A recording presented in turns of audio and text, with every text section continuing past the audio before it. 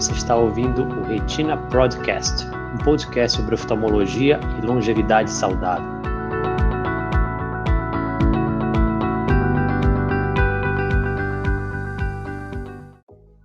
Olá pessoal, boa noite, sejam todos muito bem-vindos a mais uma série das nossas lives de quarta-feira.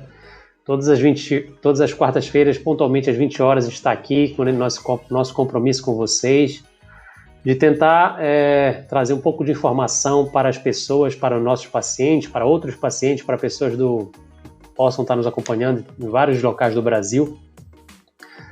Porque a gente acredita que a gente instruindo as pessoas com conhecimento, né, baseado em conhecimento científico, conhecimento médico, a gente pode ajudá-las a tomarem decisões melhores e terem alguns esclarecimentos relacionados a seus problemas, né? Então, meu nome é Alexandre Rossi, sou médico oftalmologista, sou professor aqui na UFPA, tenho doutorado em oftalmologia pela Faculdade de Medicina da USP e sou especialista em doenças da retina in vitro. As nossas lives, elas acontecem com esse propósito, então, de sempre ajudar as pessoas. A gente nunca, em nenhum momento aqui, vai sugerir ou vender algum tipo de tratamento milagroso, algum tipo de exercício. Então, a gente sempre está falando aqui baseado no que a medicina acredita, mas a gente sempre também reforça que aqui a gente está tentando jogar luz sobre alguns problemas de uma forma muito ética, mas você também tem que conversar com o seu médico, ele é a melhor pessoa que sabe tudo a respeito do seu caso. Então, os recadinhos de hoje, né? Então, lembrando aí, quem ainda não está inscrito no nosso canal do YouTube, se inscreva no canal, isso ajuda bastante a gente alcançar o maior número de pessoas. Se você está gostando desses vídeos, compartilhe com outras pessoas, com seus amigos, com parentes, isso ajuda a gente a alcançar mais pessoas. Dá o like no vídeo, aquele sinal do joinha, porque ajuda com que o algoritmo do YouTube mostre esse vídeo para outras pessoas. E tem dois links na descrição desse vídeo aqui, que são o link para a comunidade no Facebook, onde existem várias pessoas com problemas visuais que trocam experiência entre elas, tem uma comunidade muito rica, e tem um link também para o grupo do Telegram que vocês podem se inscrever. Então hoje o tema da live de hoje vai ser sobre motivos de perda súbita da visão. Então vou chamar aqui, a gente vai ter dois convidados aqui, o Dr. Edmundo e o Dr. Renato. Bem-vindo, Edmundo. Olá, bem-vindo. Te apresenta aí novamente o pessoal que ainda não te conhece. Eu sou Edmundo Almeida, formado na Universidade Federal do Pará, fiz minha residência e meu doutorado em Belo Horizonte, na Universidade Federal de Minas Gerais, meu pós-doutorado na França, e hoje eu sou professor da Universidade Federal do Pará de oftalmologia e da Universidade Estadual do Pará e participante aí da Retina Pro. Legal. Agora o nosso segundo convidado é o Dr. Renato Palácio. Bem-vindo, Renato. Olá, tudo bem, Alexandre, doutor Edmundo? Então, para quem não me conhece, eu sou o Renato, eu fiz residência em São Paulo, na Santa Casa, depois a parte de retina vinculada à Unifesp, doutorado na Unifesp e na França, em Marseille. Fiquei um ano por lá e agora integro o time do Retina Pro, com esses dois amigos feras.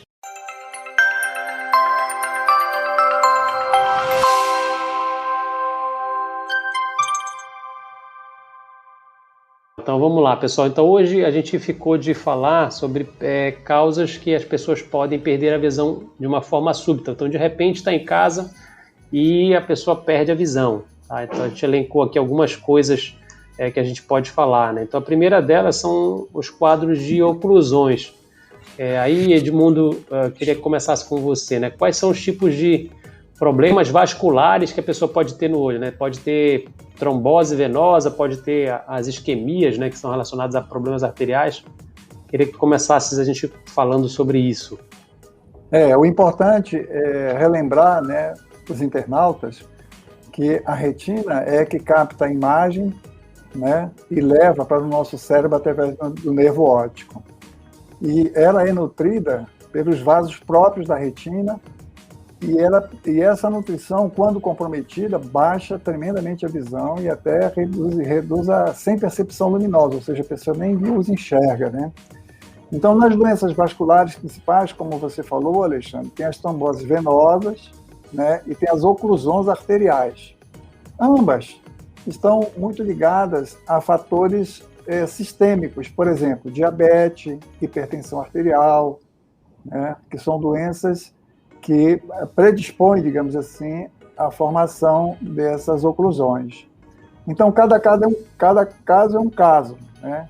As oclusões arteriais, evidentemente, são muito mais graves, né? E, na maioria das vezes, irreversíveis, né? E é por isso que a gente tem que sempre investigar as questões sistêmicas. O que a pessoa tem, né? Tem pessoas que têm oclusão parcial da carótida, né? Tem pessoas que têm alteração cardíaca que liberam trombos e terminam ocluindo a artéria central da retina, por exemplo. E os fatores também decorrentes da hipertensão arterial, que são as tromboses venosas, a principal delas.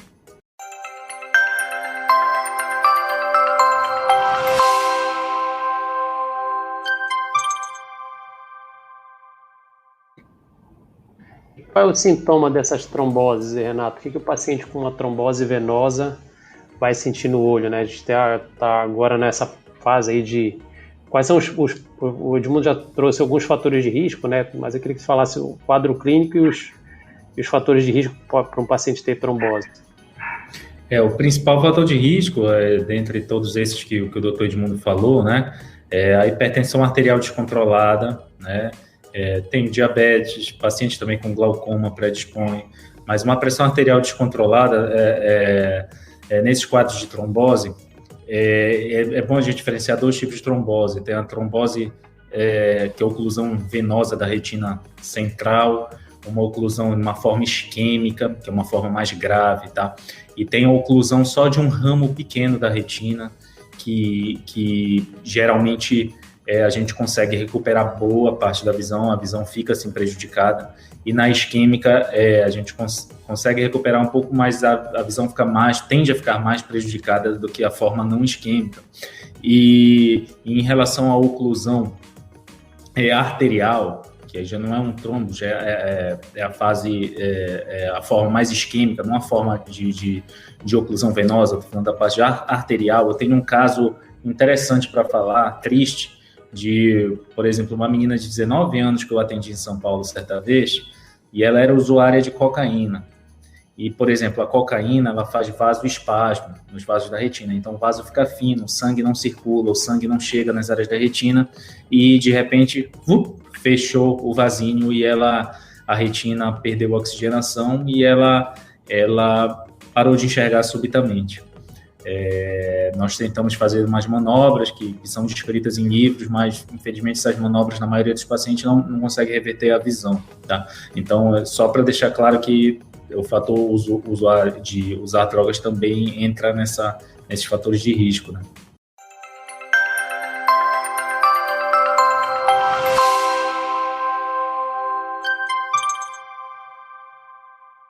Vamos partir, então. A gente viu que tem as tromboses que são relacionadas a doenças venosas, né? Mais relacionadas a diabetes, hipertensão. Tem as arteriais, que geralmente são mais graves, o paciente perde muito mais a visão, né? Uma das causas pode ser o uso de drogas. E aí o tratamento, Edmundo, como é que a gente trata essas tromboses venosas? Tem tratamento? Tem as injeções, né? Que os pacientes têm muita dúvida, né? Então a gente consegue usar a injeção. Tem o laser, né? O que a gente pode fazer para essas tromboses?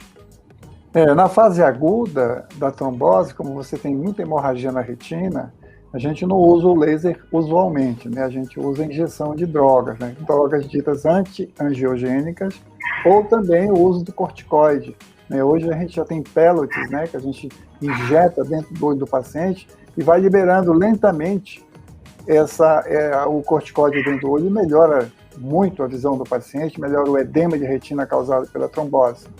E numa fase mais tardia, né, a gente faz um exame chamado angiofluoresceinografia, que é um exame que a gente injeta contraste ou dá contraste via oral para a pessoa e identifica as áreas da retina que estão sem nutrição sanguínea e faz o laser baseado nesse exame. Então é super importante, numa fase da trombose venosa, também a avaliação com a angiofluoresceinografia.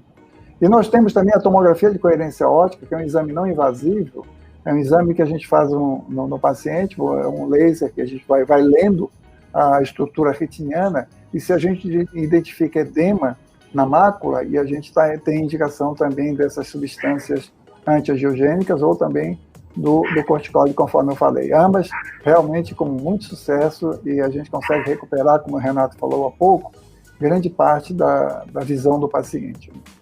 Legal. Algo importante, Alexandre, deixa eu só adicionar mais uma coisa, que essas tromboses venosas, essas isquêmicas que o Renato falou, tem que ter muito cuidado, porque elas levam secundariamente a um glaucoma de 60 dias, né? 2 meses depois, o paciente apresenta um glaucoma de difícil tratamento, né?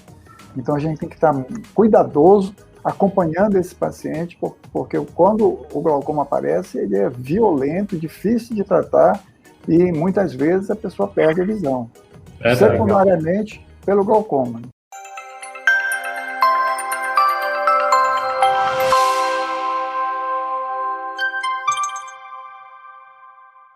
Aí vamos passando então aqui, a gente já falou um pouco das tromboses, né? Vamos falar da outra causa de perda súbita da visão, que é o descolamento de retina. Renato, fala pra gente aí o que é o descolamento de retina, o que causa o descolamento de retina. Certo. O descolamento de retina, na maior parte dos casos, quando ele é um descolamento que nós chamamos de primário, né? É o gel lá dentro do olho, que se chama vítreo, né? Ele exerce uma atração, na verdade ele é preso na retina, em vários pontos da retina ele é preso de uma forma mais aderida, tá? E com o tempo, esse vítreo, esse gel vai se soltando da retina. Só que em um desses pontos, se a retina tem algum ponto de fragilidade ou se o vítreo traciona a retina com mais força, ele pode formar uns buraquinhos na retina. E através desses buraquinhos, o líquido entra por baixo e descola a retina. Tá? Então, às vezes, se for um descolamento de retina pequeno, o paciente vai perceber uma falha no campo visual. Agora, se for um descolamento de retina mais agressivo, um descolamento de retina total, que pegue o centro da visão, ele vai perceber uma queda abrupta da visão, certo? Então, esses são os descolamentos de retina primário, tá? Agora, é claro que tem os descolamentos de retina secundários, que também podem levar a uma perda súbita, que aí está relacionado a trauma. Então, a gente vê muito em lutador de boxe, lutador de artes marciais, que podem, mesmo jovens, vir a descolar a retina. Tem os pacientes já automíopes, que depois de 6 graus de miopia, a retina tende a ser muito mais fina do que os outros pacientes, também predispõe a umas zonas que nós chamamos de fragilidade na periferia da retina, que podem levar a um descolamento. Então, o segredo, eu acho que é sempre orientar o paciente os sinais de alarme, né, para procurar o médico imediatamente quando acontecer isso e intervir o mais rápido possível.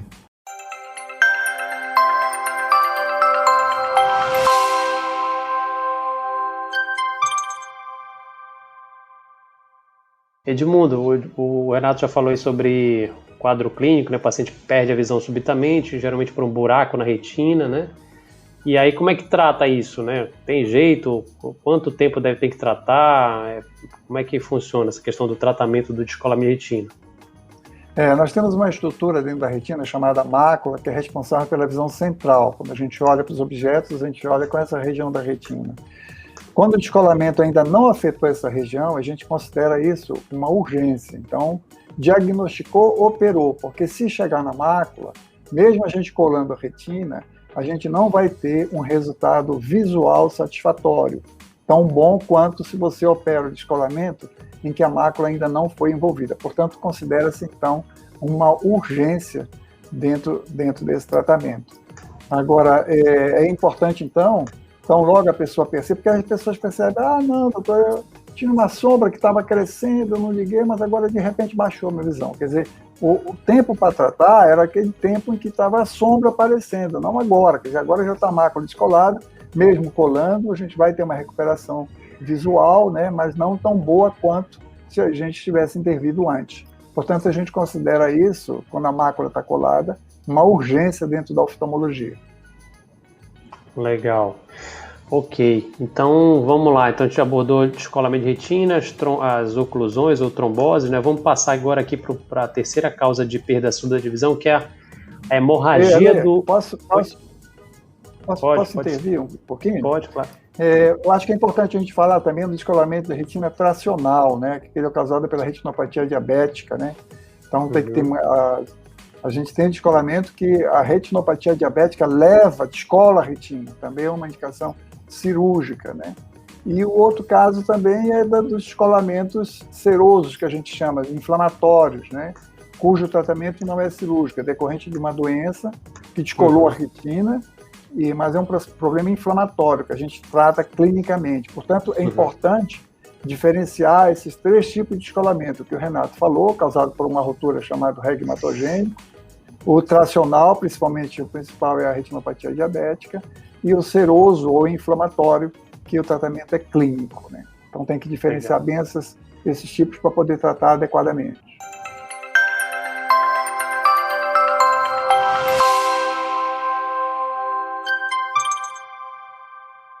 Então, a terceira causa que a gente vai abordar aqui de perda súbita de visão é a hemorragia na cavidade vítrea, na cavidade interna do olho, né?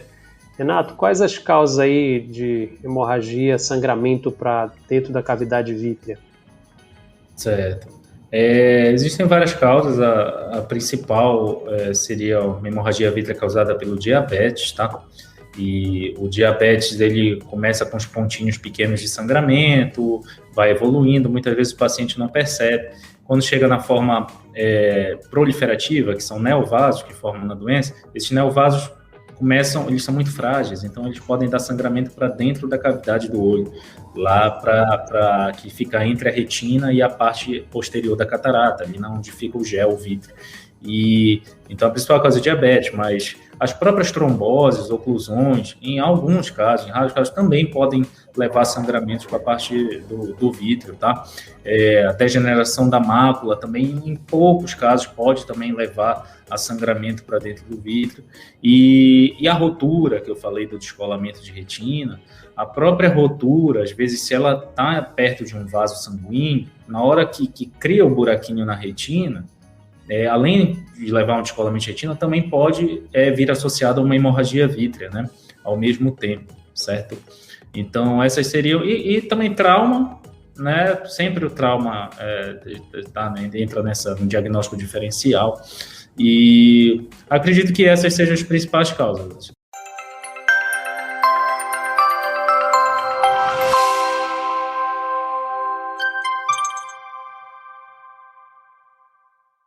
E as hemorragias do vítreo, Edmundo, como é que a gente aborda, né? Qual é o modo de tratamento, né? Como é que a gente trata? Sempre trata? Como é que a gente aborda esse tipo de caso?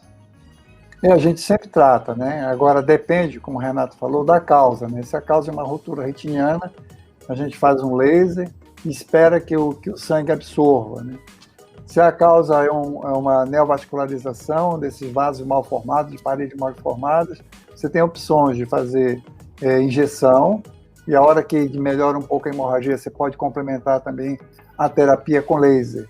E outras vezes você tem uma retinopatia diabética proliferativa, que ainda é possível fazer o laser, se você conseguir, ótimo. Se não, tem que esperar fazer injeção, né, de antiangiogênico, esperar enxugar esse líquido, diminuir um pouco a hemorragia, colocar o paciente em repouso, prescrever bastante, tomar bastante líquido, para depois tratar efetivamente, ou com laser ou com a injeção. E tem caso cirúrgico, Edmundo, para alguma... Sim, claro. Quando a gente não consegue resolver, quando a gente tem, por exemplo, porque quando você tem uma hemorragia ali, é importante dizer isso, Alexandre, é que a gente não consegue ver a retina, né? Então, o meio que a gente usa para dar o diagnóstico é o ultrassom. A gente faz ultrassom e lá no ultrassom, o colega que faz o ultrassom diz assim, olha, está com uma tração retiniana muito grande. Então, aí a gente tem que intervir, tem que remover a hemorragia, porque senão vai descolar a retina, entendeu? Então, o ultrassom vai ser o nosso balizador de intervenção, se vai intervir ou não. Eu acho que é muito importante essa pergunta que você fez, né? De tratar adequadamente, portanto, saber a causa e monitorar pelo ultrassom e intervir na hora adequada.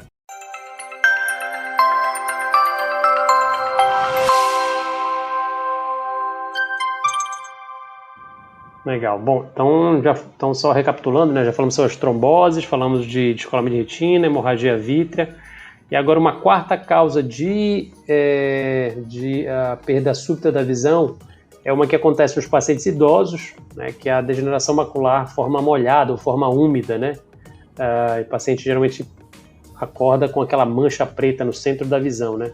Renato, fala um pouquinho para a gente sobre a degeneração macular forma úmida. Certo.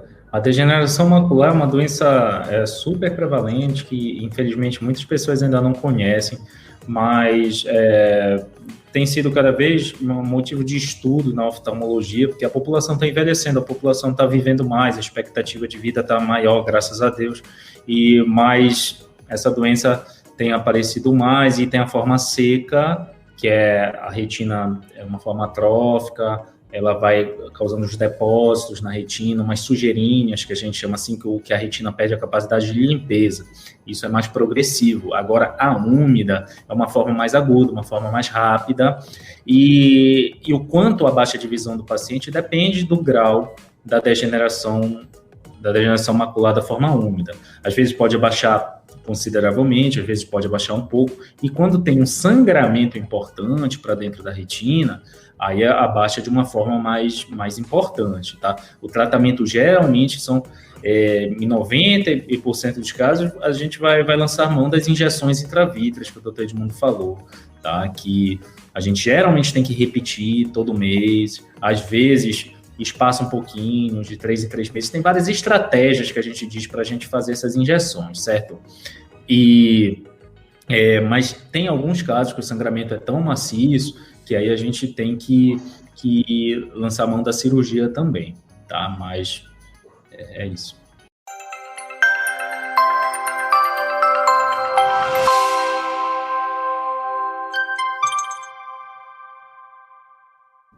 Legal. E Edmundo, uma pergunta que todo paciente fala, doutor, quantas injeções eu vou fazer? Tem um número mágico, né? Como é que aborda essa questão das injeções, né? E como é que é o procedimento? Acho que é uma dúvida que todo mundo tem, né? Vou fazer uma injeção no olho, não vai furar o olho, não vai vazar o olho, né? Não vai ficar murcho o olho quando fura? É uma dúvida que eles têm sempre, né? Mas aí sempre lembrar, se a gente tiver uma agulha de insulina que tem 1 ml, né? Se a gente dividir em 10, né? Dá um décimo de ml, né? E esse 1/10 a gente divide no meio, quer dizer, na verdade a gente injeta 0,05 ml, quer dizer, uma coisa mínima, né? Uma coisa mínima que a gente injeta. É claro que é um procedimento invasivo, mas é um procedimento muito rápido, no sentido de que, às vezes, tem pacientes que preferem fazer com sedação, outros pacientes só com colírio anestésico, é possível fazer.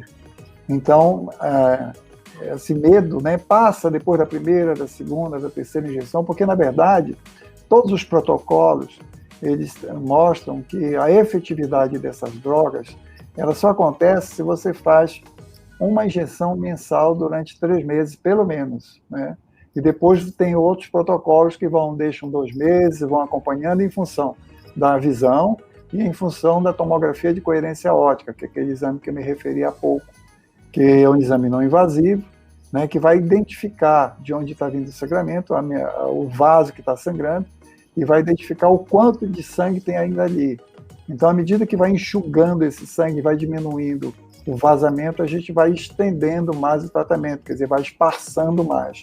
Mas, às vezes, a doença é grave, você tem que fazer injeções todo mês, né? E depois conseguir, talvez, passar para 12 em 12 meses, mas é um tratamento, às vezes, muito longo, dependendo de cada caso. Cada caso é um caso.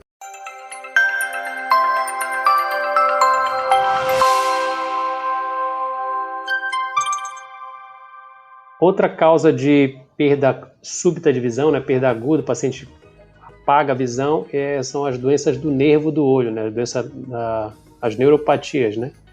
E uma muito comum, assim, não, mas é uma que a gente às vezes vê no consultório, é a neuropatia óptica isquêmica. Renato, tu podia falar um pouquinho sobre a neuropatia óptica isquêmica? Sim.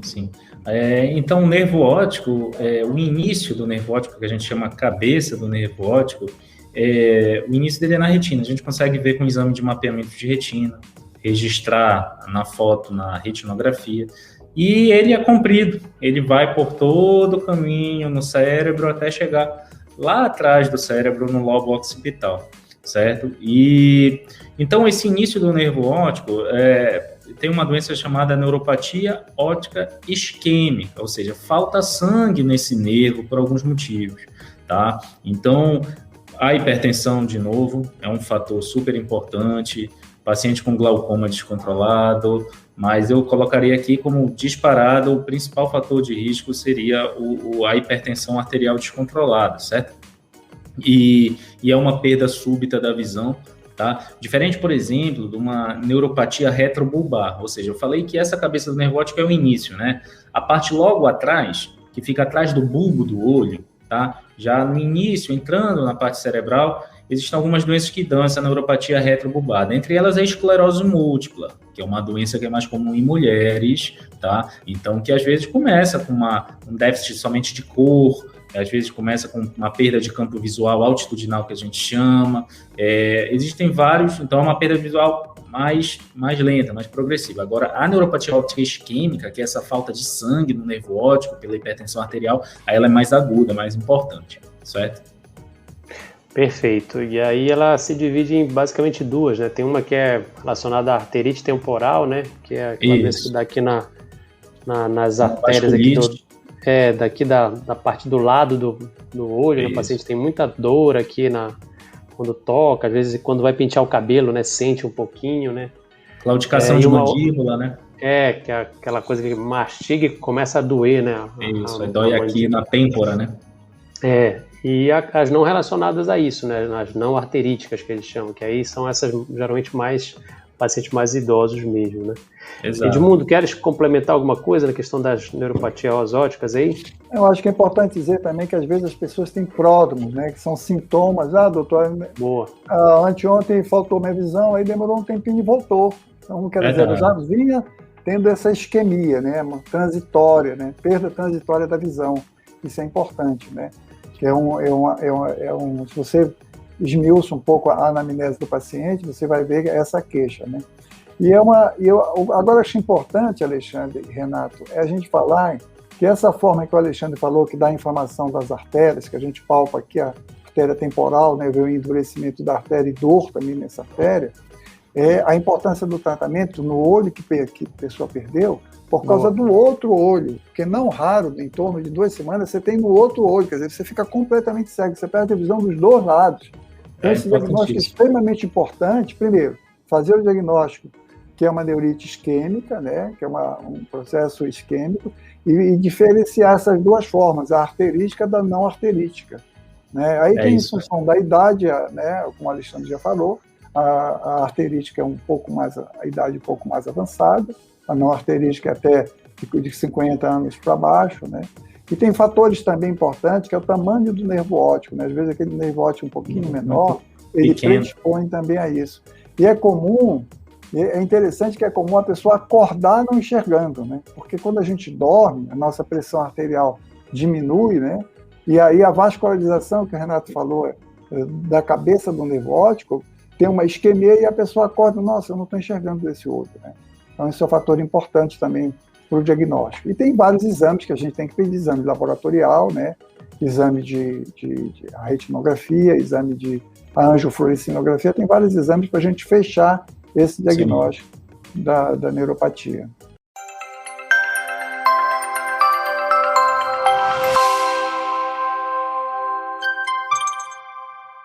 Bom, aí então já falamos aqui a quinta causa, né, de perda súbita de visão. Vamos aqui para uma causa que não é tão comum, né, mas que pode acontecer, que são às vezes os acidentes vasculares, né, o acidente vascular cerebral, o famoso AVC.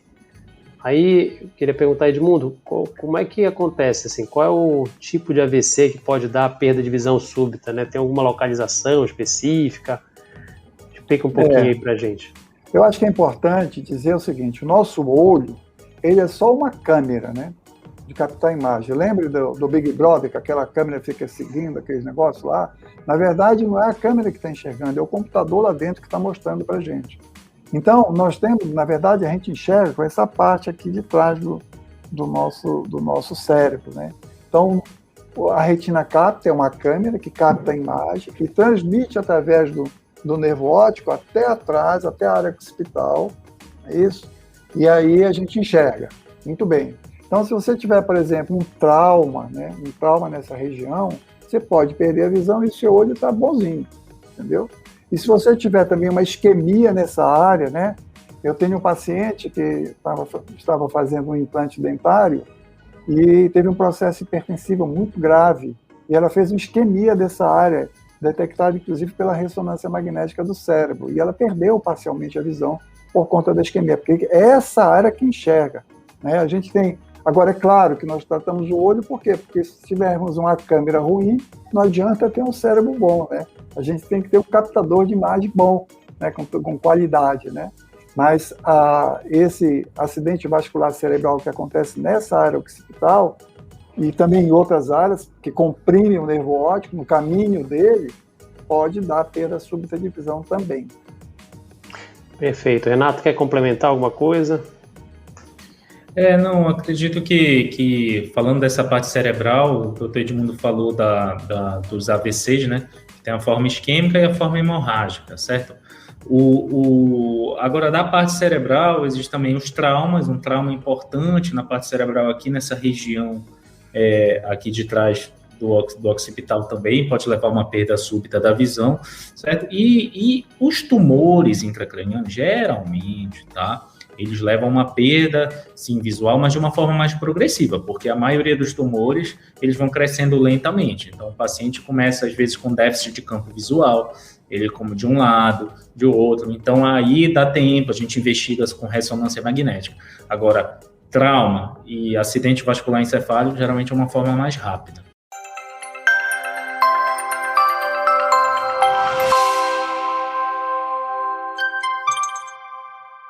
Bom, aí para finalizar, Edmundo, a gente podia falar de algum tipo, existe algum tipo de catarata, né? Acho que tu falaste no início aqui, que a gente estava conversando aqui nos bastidores de um tipo de catarata que o paciente perde a visão de uma hora para outra. Geralmente a catarata é uma doença mais insidiosa, né? Vai devagarzinho, o paciente vai perdendo, mas tem algum tipo que ela pode acontecer de forma súbita?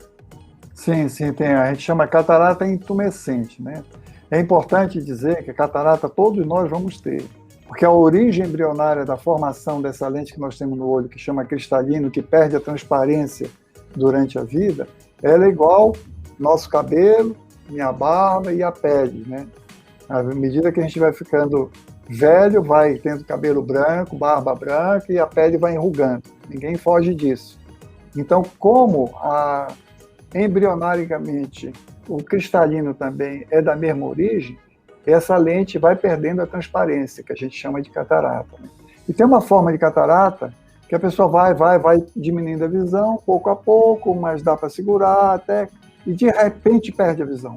Entra líquido dentro da lente, e a gente chama isso de intumescência, né? Em catarata intumescente é uma perda súbita, e o paciente fica muito, muito preocupado, porque é de repente mesmo que acontece. E não raro, tem num lado e depois tem no outro, né? Isso que é curioso, né? Recentemente eu operei uma pessoa até relativamente jovem, mas que era diabética, que é um fator predisponente também à catarata mais precoce, que teve catarata intumescente nos dois olhos, né? Agora é bom porque quando você opera e no outro dia o cara está enxergando, você é o bonzão da história, né?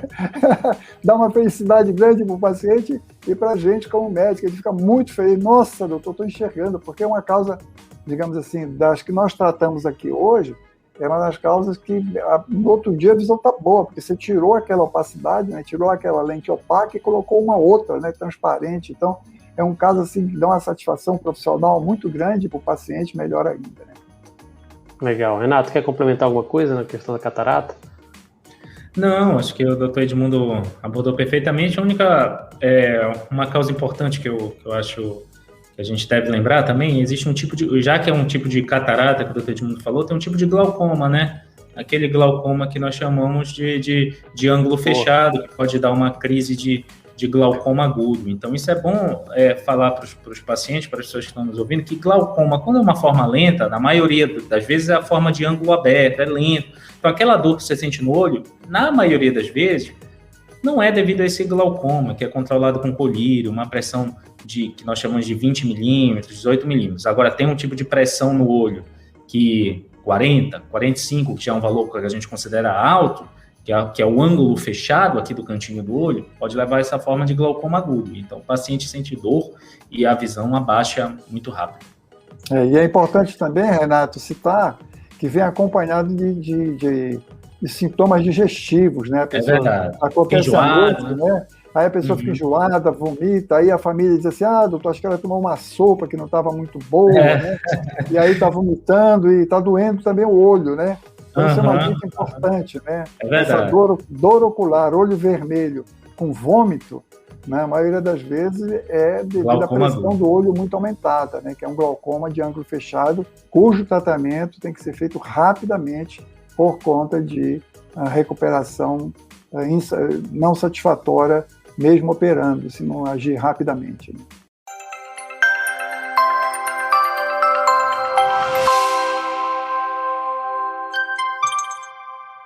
Pessoal, chegamos aqui aos 35 minutos de live. Achei que a gente não ia conseguir falar tantos temas em tão pouco tempo, foi muito bom. Aqui eu pedi as dicas finais aí, Edmundo, depois o Renato. Não, as dicas finais é assim, eu acho que o importante, hoje eu estive conversando com um paciente sobre isso, né? Não, você está bem, mas é bom você vir a cada 6 meses, é bom você vir anualmente, é bom você, em algum sintoma, importante você já procurar um médico, né?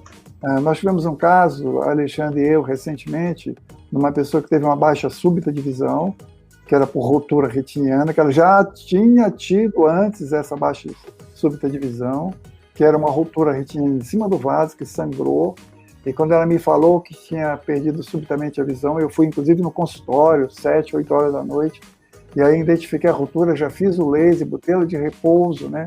Então é importante você já procurar o atendimento, você não pode ficar achando que vai colocar um colírio, que vai amanhecer bem, que vai melhorar, não.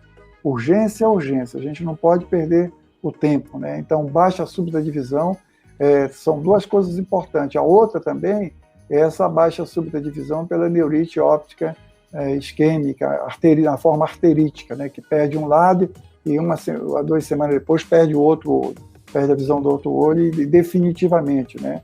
O Mário, que foi professor do Alexandre lá na USP, conta um caso de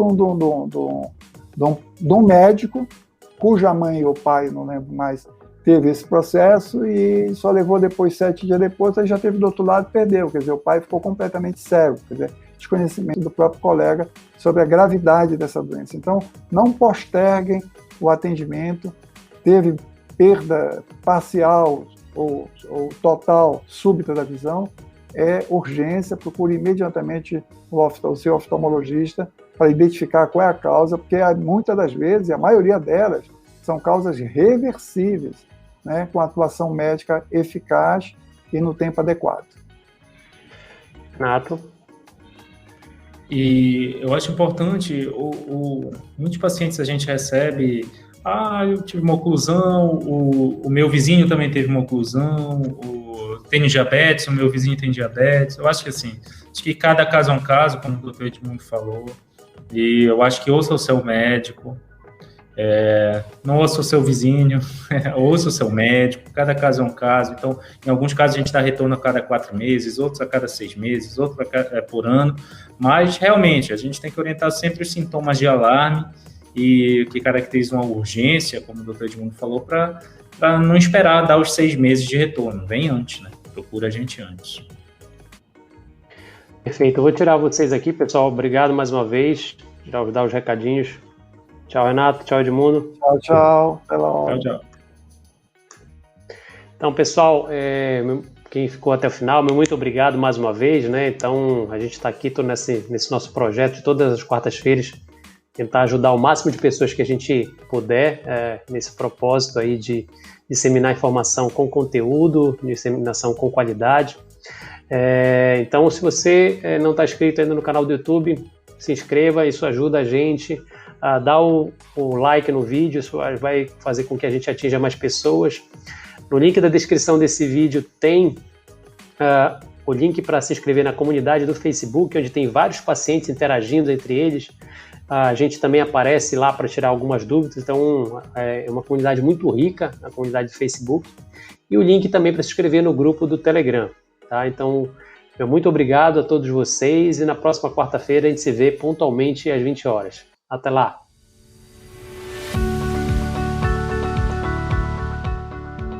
Esse foi o Retina Podcast. Os áudios deste podcast têm origem nas lives que gravamos no YouTube. Para ter acesso ao vídeo, acesse o link na descrição. Para participar e enviar suas perguntas, assista a nossas lives toda quarta-feira às 20 horas. Até o próximo episódio.